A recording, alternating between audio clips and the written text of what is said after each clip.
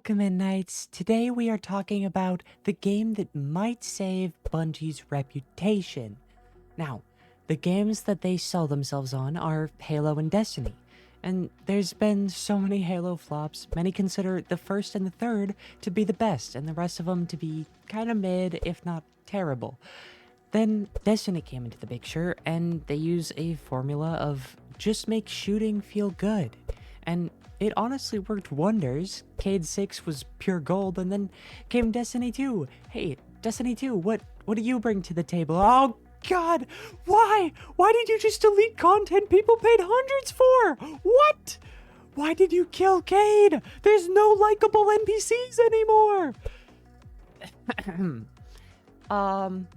Yeah, so golden days of Halo are gone, and they shot themselves in the foot with Destiny.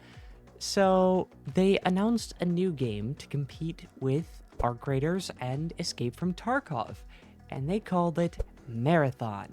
Now, this game initially was met with a ton of skepticism, fairly warranted, but they used the formula of just make shooting feel good, and that with the amazing theming of cybernetic robot things on another planet, and the fact that there's not really any story to mess up or delete, it's hard to see how they can mess this up. Cosmetics seem like the only option for monetization, which isn't terrible. And after the server slam they did this past weekend, just before launch, which by the way is today, the general populace who played seemed to really shift their mindsets on it, me included. To start, it's a classic extraction shooter. Spawn in, loot, maybe kill a few robots, team up or kill a few players as well, and get out making money and storing up new gear to keep progressing. Unique things to mention. The way that the game does factions is very satisfying and unique, unlocking them by doing specific tasks for them to gain their trust, and then once you have them unlocked, you can get unique contracts for each faction as well. As you or your party complete missions for different factions, you all get reputation for that faction. So you could level up 3 factions at once if you have a full party of 3. As you level up each of the factions, that'll give you access to expanded skill trees, upgrades, and better items in the shop, outside of runs. Additionally, you play as a runner shell. These are, think of them as different classes, each with 2 passives, a tactical and a prime/ultimate ability, giving hero shooter aspects to the game as well. The final key feature, which I see separating this game from others, is the way they're doing seasons. Each one lasts about 3 months, giving access to new shells, gear, zones, events, and more, all for free. On top of that, they start at the start of each new season, there is a wipe, giving everyone a fresh start. There's also endgame gear with significant boosts, whereas compared to other games, endgame gear is just a minor boost. That way you can still be balanced in the PvPvE space. But with the wipe, you can give the players power. And on top of that, there's already a ton of separated zones, and there's only going to be even more added to let that progression build up and not let things get too unbalanced. I think the one downside, the one con to having a wipe, or at least the main con, is a casual player might have a difficult time actually reaching endgame, which is totally a fair critique, but I think that in this type of game, that con is worth the value of including a wipe. The one way I could think to work around this is to have sort of a eternal realm, or like, I don't know, like a different frequency world in the multiverse that just has a certain map that is, it lasts forever. There's no wipe on that map, and it has a separate vault with separate unlocks and all of that stuff. That way, casual players could have a casual and progressive experience as well, though you'd have to tweak some of the upgrades, but that's just an idea. Now, let's talk about Season 1 and Season 2. Bungie is going to be launching Season 1 same time as the game.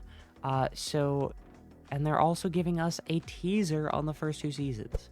So, there will be 2 new game modes at launch with Season 1, Cryo, Archive, and Ranked mode. They will be unlocked in Season 1, as well as a whole bunch of other launch content that we didn't see in the Server Slam.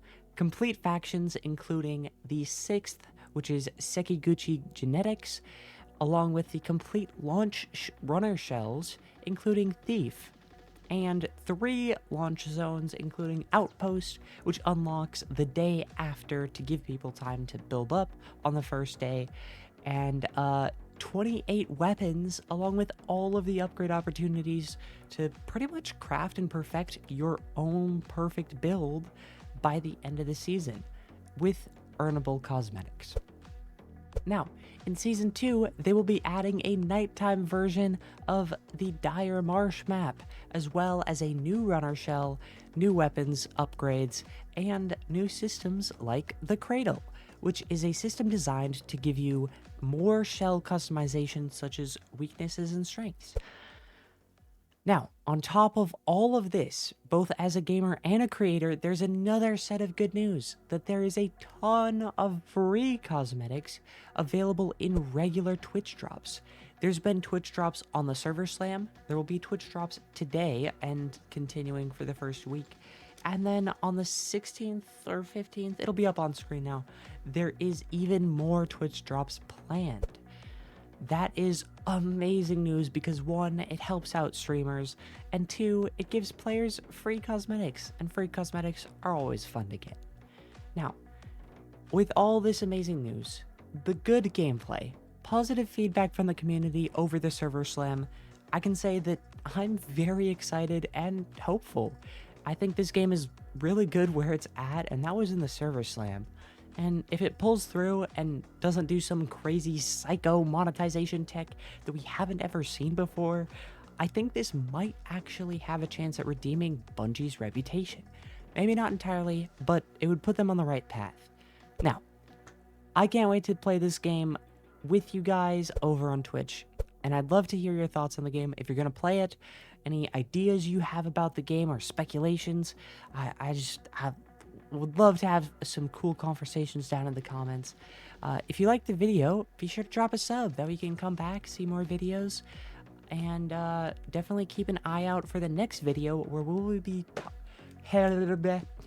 will be talking about gacha games in 2026. And without further ado, I hope you guys all have a fantastic morning, evening, day, wherever you are.